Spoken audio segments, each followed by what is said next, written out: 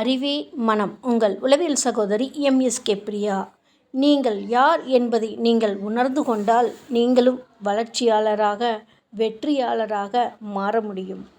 நாள் முழுவதும் வீட்டிற்குள் அடங்கி இருக்கின்றீர்களா? அல்லது அதிகமாக வெளியே சென்று கொண்டிருக்கின்றீர்களா? செயலற்ற செயலுக்காக.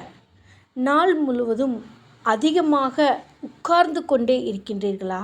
அல்லது துருதுரு என்று ஓடிக்கொண்டே இருக்கின்றீர்களா?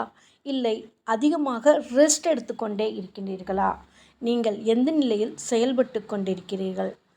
சம்பாதிக்க ஆர்வமாக ஓடியும் குறைந்த வருமானம் வருகின்றதா? இல்லை குறைந்த வேலை செய்து அதிக வருமானம் வருகின்றதா? அல்லது பணத்தை செலவு எப்படியெல்லாம் செய்யலாம் என்று வரும் பணத்தை அதிக செலவழிக்கின்றீர்களா? பிரச்சனைகளிலிருந்து தப்பிக்க வேண்டும் என்று நினைக்கின்றீர்களா?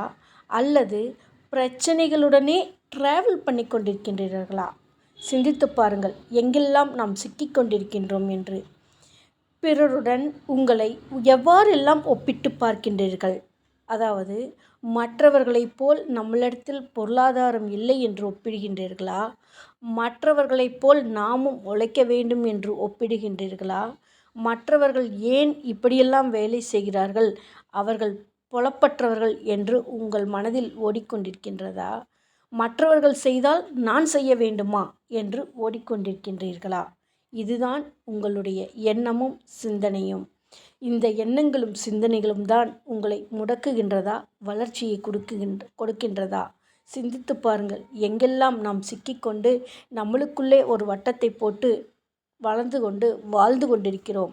இது வளர்ச்சிக்கு தடையா, வளர்ச்சிக்கு வழியா என்பதை நாம் உணர்ந்து அதுக்கான வழிகளை தேடி எடுத்து சென்றால் மட்டும்தான் வளர்ச்சி கிடைக்கும். சும்மா இருந்தால் வளர்ச்சி கிடைக்காது.